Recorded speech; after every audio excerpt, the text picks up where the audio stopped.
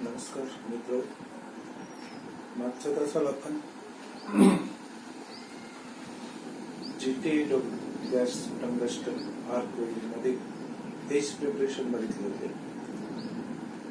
तर कुठल्या प्रकारचं एज प्रिपरेशन कुठल्या मेटलला करायला पाहिजे, किती प्रमाणात करायला पाहिजे याची माहिती आपण मागे घेतली होती. आता आपला महत्वाचा जो टॉपिक आहे पुढचा part 6 GTA parameters. GTA parameters. आता इथे आपल्याला पॅरामीटर्स याचा अर्थ आपल्याला लक्षात घ्यायला पाहिजे की पॅरामीटर्स म्हणजे काय. तर पॅरामीटर्स म्हणजे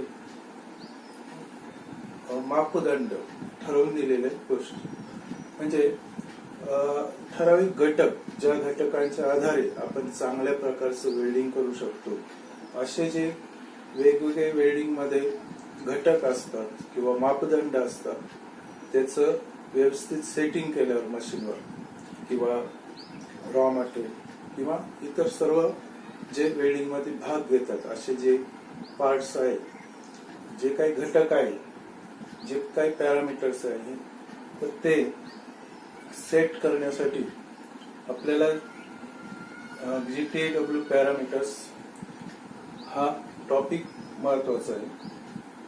तर चांगल्या प्रकारचं सुबक असं वेल्डिंग येण्यासाठी, मजबूत साऊंड असं वेल्डिंग येण्यासाठी आपल्याला ज्या गोष्टी विचारात घ्याव्या लागतात मशीनवर, ज्या घटकांचा विचार करावा लागतो आणि ते योग्य प्रकारे आपल्याला सेट करावं लागतं, तर त्या घटकांचा जो काही अभ्यास आहे तो आपण या GTA पॅरामीटर्स मध्ये बघू.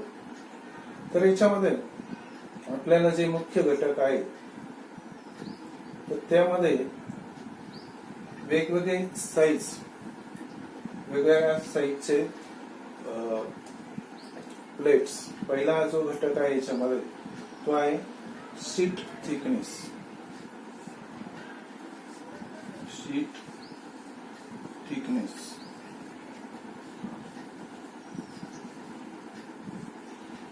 तर याच्यामध्ये जी तुम्ही प्लेट किंवा जे काही मटेरियल वापरणार, त्या मटेरियलचा साईज, त्या मटेरियलची थिकनेस, जाडी,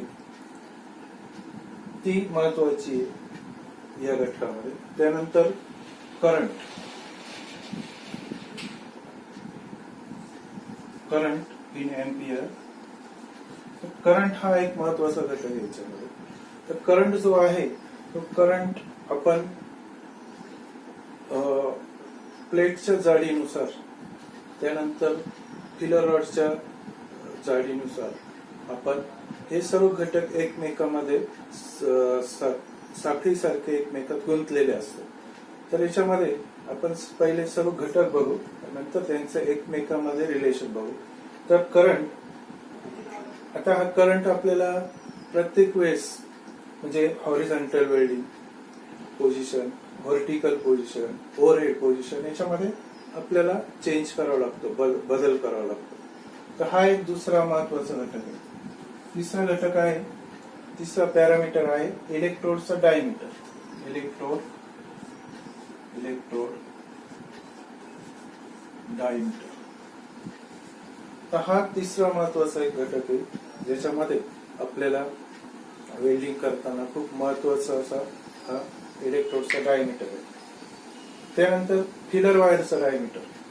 पट्टी वेल्डिंग करताना आपण जी एक्सटर्नल फिलिंग साठी मेटल वापरतो, ज्याद्वारे वापरतो, त्याला फिलर रॉड म्हणतात. तर हे फिलर रॉड किंवा फिलर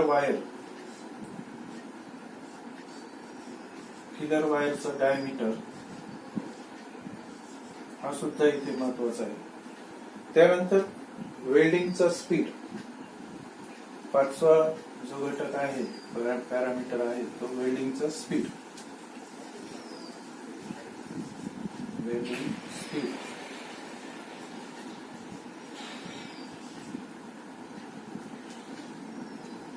आणि सहावा जो घटक आहे, आपण जो शिल्डिंग साठी गॅस वापरणार आहे, त्या गॅसचं प्रेशर, शिवाय त्याचा प्रकार, आर्गॉन, हेलियम किंवा इतर मिश्र गॅसेस, ते इथे महत्वाचे.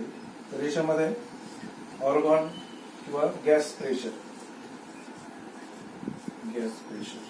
हे लिटर पर मिनिट, एक मिनिटाला किती लिटर गॅस पास होईल फ्लो मीटर मधनं, ते इथे आपल्याला हा एक घटक विचारात घ्यावा लागतो. त्यानंतर पासेस, नंबर ऑफ पासेस.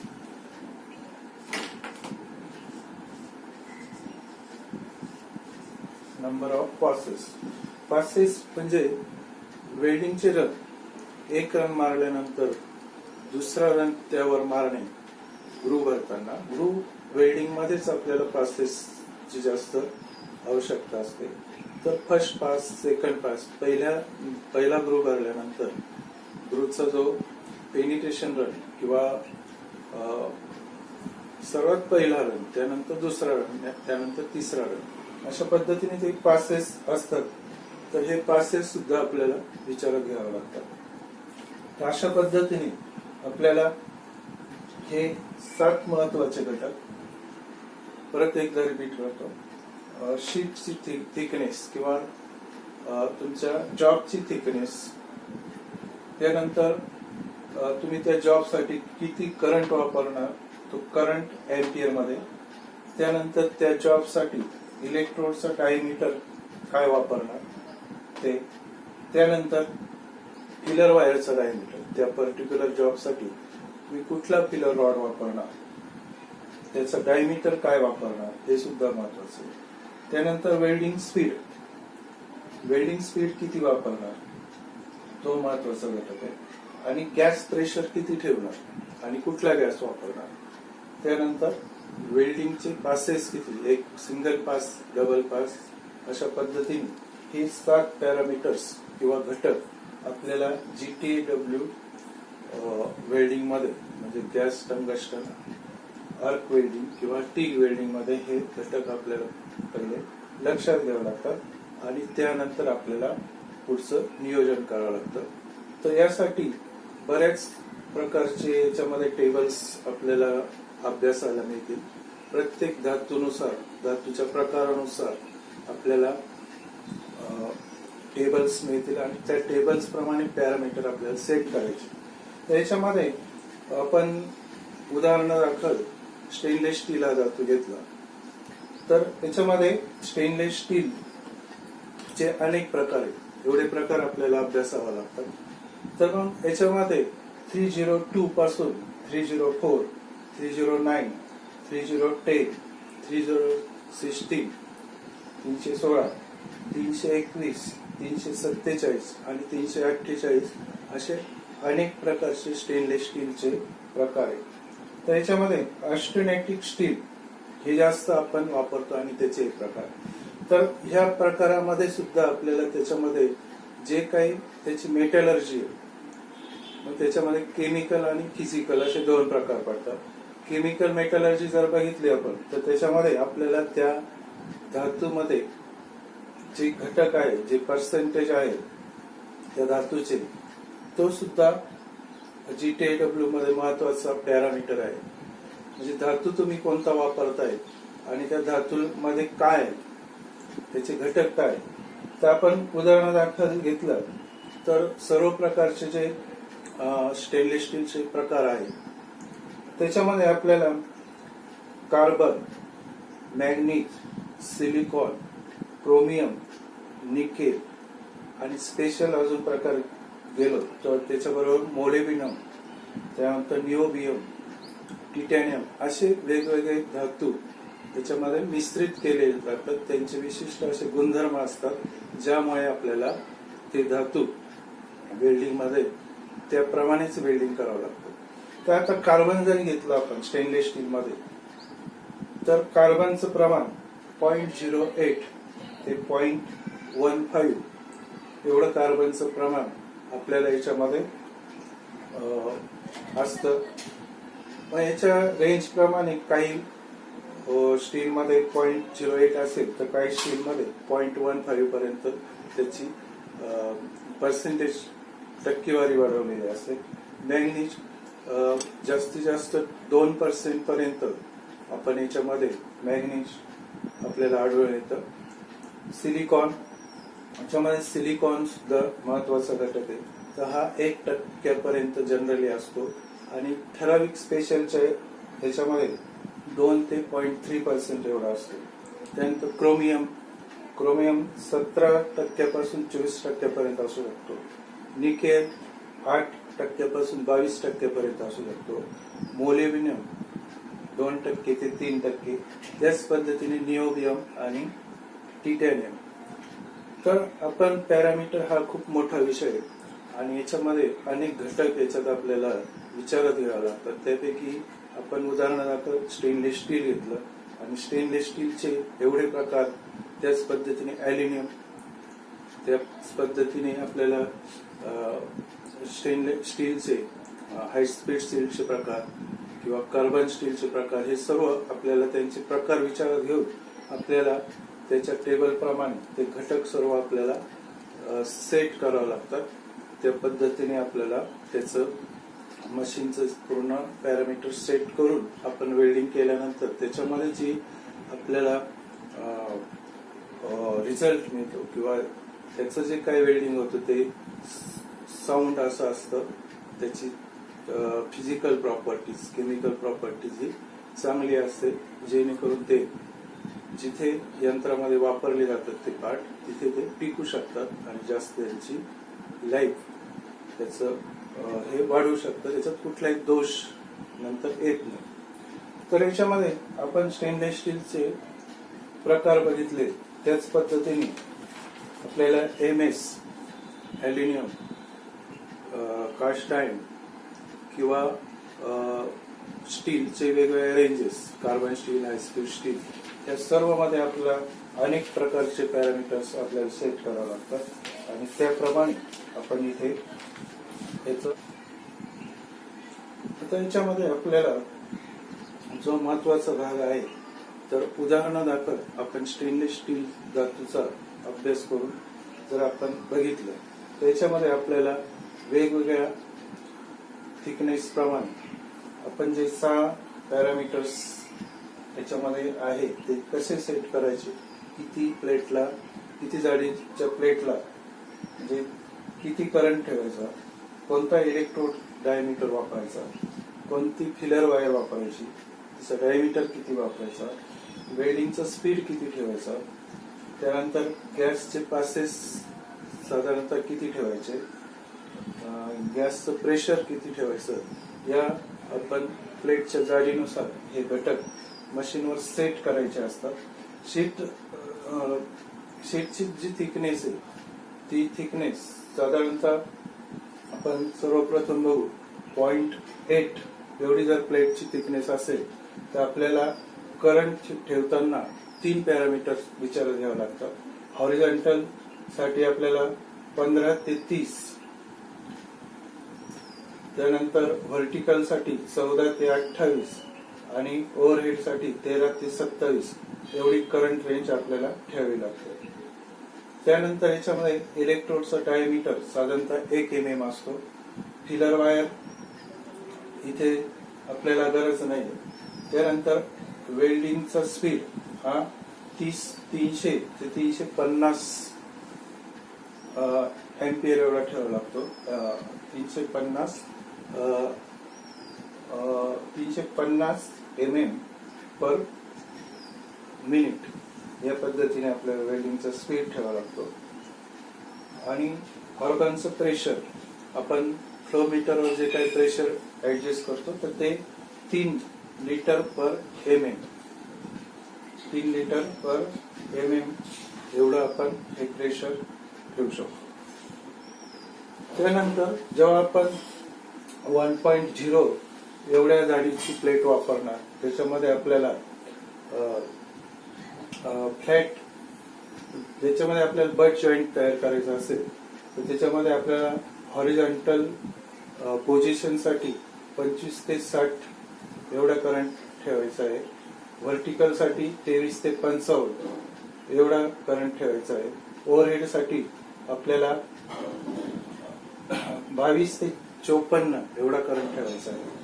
आणि electrode diameter 1 mm, filler wire diameter 1 mm वेल्डिंगचं स्पीड 250 ते 300 mm पर मिनिट एवढा ठेवायचा आहे आणि ऑर्गनचं प्रेशर हे 4 ठेवायचं. अशा पद्धतीने आपल्याला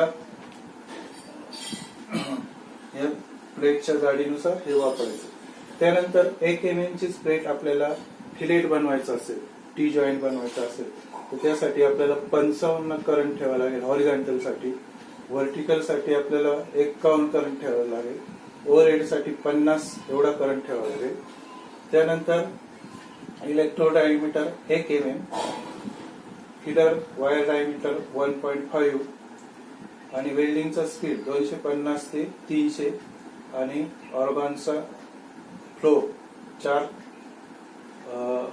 लिटर पर mm स्क्वेअर एवढा ठेवायचा. त्यानंतर आपल्याला 1.5 ची प्लेट वापरायची. तर आपल्याला 1.5 थिकनेस असलेली बट जॉईंट करायचा असेल तर आपल्याला 25 ते 60 एम्पियर हॉरिझॉन्टल मध्ये करंट, व्हर्टिकल मध्ये आपल्याला 23 ते 55 एवढा करंट, ओव्हरहेड साठी आपल्याला 22 ते 54 एवढा करंट ठेवावा लागेल. इलेक्ट्रोड डायमीटर 1, त्यानंतर फिलर वायर डायमीटर 1.5, वेल्डिंगचं स्पीड 250 ते 300 आणि organ flow 4 litre per mm square. त्यानंतर 1.5 चा आपल्याला फिलेट बनवायचा असेल तर करंट ठेवावं लागेल हॉरिझॉन्टल साठी 90, व्हर्टिकल साठी 85, ओव्हरहेड साठी 80, electrode diameter 1, feeder wire diameter 2, वेल्डिंगचा स्पीड 250 ते 300 आणि argon gas pressure 4 litre per mm square. त्यानंतर 2 mm ची प्लेट वापरायची असेल बट आणि फिलेटला तर आपल्याला हॉरिझॉन्टल साठी करंट ठेवावा लागेल 80 ते 110 बट साठी, 75 ते 100 व्हर्टिकल साठी, ओव्हरहेड साठी 70 ते 100 ampere, electrode diameter 1.5 to 2 mm, filler wire diameter 1.5 to 2 mm, वेल्डिंगचा स्पीड 175 ते 225 आणि argon pressure 4 litre per mm square. त्यानंतर आपल्याला बट बनवायचा असेल 2 mm चा, 2 mm ची प्लेट वापरून बट जॉईंट जर केला तर 80 ते 110 एवढा आपल्याला हॉरिझॉन्टलला करंट, 75 ते 100 आपल्याला व्हर्टिकलला करंट, 70 ते 100 आपल्याला ओव्हरहेड साठी current, electrode diameter 1.5 to 2 mm, filler wire diameter 1.5 to 2 mm, त्यानंतर वेल्डिंग स्पीड 175 ते 225 आणि 4 लिटर पर mm स्क्वेअर एवढा त्याचं गॅसचं प्रेशर. त्यानंतर 2 mm आपल्याला फिलेट बनवायचा असेल तर 105 हॉरिझॉन्टल, 98 व्हर्टिकल आणि 95 ओव्हरहेड एवढ्या एम्पियर करंट ठेवावं लागेल. इलेक्ट्रोड 1.5 ते 2 mm, त्यानंतर फिलर वायर 2 mm, त्यानंतर वेल्डिंग स्पीड 175 ते 225 4 mm 225 mm पर मिनिट आणि त्यानंतर organ pressure 4 litre per mm square. त्यानंतर आपल्याला 3 mm ची प्लेट वापरून बट आणि फिलेट बनवायचं असेल तर बट साठी 120 ते 200 करंट ठेवावं लागेल हॉरिझॉन्टलला, व्हर्टिकलला 110 ते 185, ओव्हरहेडला 110 ते 180, इलेक्ट्रोड डायमीटर 2 ते 3 mm, filler wire diameter 2 mm, welding speed 125 ते 175 आणि argon pressure 5 litre per mm square. त्यानंतर आपल्याला 3 mm चं फिलेट बनवायचं असेल टी किंवा लॅब जॉईंट तर याला 125 हॉरिझॉन्टल, 115 व्हर्टिकल आणि 110 ओव्हरहेड साठी करंट ठेवावं लागेल. 2 ते 3 mm चा इलेक्ट्रोड वापरावा लागेल, 3 mm चा फिलर वायर वापरावा लागेल, त्यानंतर 125 ते 175 एवढा वेल्डिंग स्पीड ठेवावं लागेल आणि 5 लिटर पर MM² एवढा ऑर्गॉन गॅस ठेवावा लागेल, पर मिनिट एवढा ऑर्गॉन गॅस ठेवावा लागेल. त्यानंतर 4 MM प्लेट वापरली, त्याच्यामध्ये बट जॉईंट करायचा असेल तर 120 ते 200 हॉरिझॉन्टल, 110 ते 185 व्हर्टिकल आणि 110 ते 180 ओव्हरहेड साठी एम्पियर करंट ठेवावा लागेल. 2 MM चा इलेक्ट्रोड वापरावा लागेल, 3 MM ची फिलर वायर वापरावा लागेल, 100 ते 150 एवढा स्पीड वेल्डिंग स्पीड ठेवावा लागेल आणि 5 लिटर पर मिनिट एवढा इथे आपल्याला ऑर्गॉन गॅस फ्लो ठेवावा लागेल. त्यानंतर 4 MM चा फिलेट बनवायचा, 180, 165 व्हर्टिकल, 160 ओव्हरहेड, 2 MM डायमीटर इलेक्ट्रोडचा, 2 MM फिलर वायरचा डायमीटर, 100 ते 150 आपला welding speed, 5 litre per minute एवढा गॅस प्रेशर.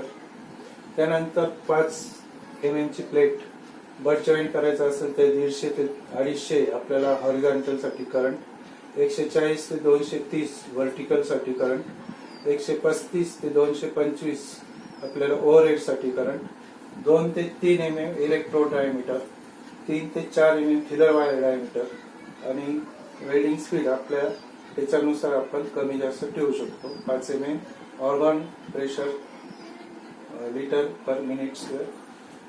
5 MM चा फिलेट किंवा टी जॉईंट किंवा लॅप करायचा असेल किंवा कॉर्नर तर त्याला 300 एम्पियर हॉरिझॉन्टल साठी करंट, 280 व्हर्टिकल साठी करंट, 270 ओव्हरहेड साठी करंट, 3 MM चा electrode diameter, 4 MM filler wire diameter आणि 4 लिटर पर मिनिट एवढा गॅस प्रेशर आपल्याला इथे ठेवावं लागेल. तर अशा पद्धतीने आपल्याला एवढे पॅरामीटर्स फक्त स्टेनलेस स्टील साठी ठेवावे लागतील. तर याच पद्धतीने याचे MS साठी, अॅल्युमिनियम साठी आणि वेगवेगळ्या धातूसाठी वेगवेगळे चार्ट्स आहेत, हे सर्व आपण या ठिकाणी अभ्यासू शकत नाही. तर आपल्याला या पद्धतीने दुसरे चार्ट फॉलो करून वेल्डिंगचा जो काही चांगला साऊंडनेस किंवा वेल्डिंगची जी क्वालिटी तर गुणवत्तापूर्वक असं वेल्डिंग टिक वेल्डिंग मध्ये करण्यासाठी आपल्याला अशा पद्धतीने हा चार्ट आणि याच्यामध्ये दिलेले पॅरामीटर्स, तर एवढे पॅरामीटर्स आपण अभ्यास करून याच्यामध्ये आपल्याला योग्य पद्धतीने आपण वेल्डिंग करू शकतो. परत एकदा शीट सांगतो. प्लेटची थिकनेस हा पहिला पॅरामीटर, त्यानंतर करंट कंडिशन, त्या प्लेटसाठी मशीनवर आपल्याला किती करंट सेट करायचा तो पॅरामीटर. 3 नंबर, त्या प्लेटसाठी आपल्याला इलेक्ट्रोडचा डायमीटर किती घ्यायचा, कुठल्या प्रकारचा इलेक्ट्रोड घ्यायचा, अॅल्युमिनियम असेल तर झिरकोनेटेड टंगस्टन किंवा प्युअर टंगस्टन इलेक्ट्रोड आपण वापरू शकतो. त्यानंतर याच्यासाठी करंट कंडिशन, अॅल्युमिनियम असेल तर AC करंट वापरतो, स्टेनलेस स्टील असेल तर आपण DC निगेटिव्ह हा करंट वापरतो. त्यानंतर फिलर वायर डायमीटर, फिलर वायरचा डायमीटर शिवाय फिलर वायरचा प्रकार, फिलर वायरचा डायमीटर हा जॉबच्या थिकनेसवर अवलंबून असतो, पण फिलर वायरचा जो प्रकार टाईप आहे तो आपण बेस मेटलच्या टाईप नुसार आपण तो घेतो. बेस मेटल जर स्टेनलेस स्टील 304 चा असेल तर फिलर वायर सुद्धा आपल्याला अमेरिकन वेल्डिंग स्टँडर्ड्स प्रमाणे 304 चीच घ्यावी लागेल. त्यानंतर वेल्डिंगचा जो स्पीड आहे तर वेल्डिंगचा स्पीड हा तुमची फ्लुइडिटी, वेल्डिंग मोल्टन मेटल कशा पद्धतीने तयार होतं, मोल्टन पॅडल कसं होतं याच्यावर अवलंबून असते आणि त्या पद्धतीने आपण की होलची गरज असेल तर की होल ठेवून किंवा नसेल तर प्लेन असं वेल्डिंग स्पीड ठेवून आपण वेल्डिंग करू शकतो. गॅस प्रेशर सुद्धा आपल्याला व्यवस्थित शिल्डिंग होतंय की नाही जॉबच्या मोल्टन मेटलवर, तर त्या पद्धतीने शिल्डिंग प्रेशर आपण टेबल प्रमाणे आपण ठेवू शकतो. आणि पासेस, आता ह्या सर्व प्लेटच्या थिकनेससाठी 5 mm पर्यंत 0.8 ते 5 mm थिकनेस पर्यंत आपण सिंगल पास साठी हे पॅरामीटर्स बघितले. डबल पास साठी आपण थिकनेस वाढली की आपण डबल पास वापरतो. अशा पद्धतीने आपल्याला स्टेनलेस स्टीलचे पॅरामीटर्स बघितले, तर हेच पॅरामीटर्स आपण माइल्ड स्टील मधले जे काही प्रकार आहे, कार्बन स्टील किंवा हाय स्पीड स्टील, तर या स्टील साठी सुद्धा आपण हे 7 पॅरामीटर वापरून जॉबचं सेटिंग करू शकतो आणि योग्य प्रकार जॉब करू शकतो. अल्युमिनियम साठी सुद्धा आपल्याला हेच पॅरामीटर उपयोगात आणावं लागतील आणि इतर धातूसाठी सुद्धा आपण हेच पॅरामीटर वापरू. तर अशा पद्धतीने गॅस टंगस्टन आर्क वेल्डिंगचे जे पॅरामीटर्स आहेत, जे काही मशीनवर सेट करण्याचे घटक आहेत, ते घटक जॉब नुसार आपल्याला सेट करावं लागतात आणि जॉब नुसारच आपल्याला या सर्व मशीनचे पॅरामीटर्स, त्याबद्दल रॉ मटेरियलचे पॅरामीटर्स हे सेट करून त्या पद्धतीने वेल्डिंग करावं. धन्यवाद.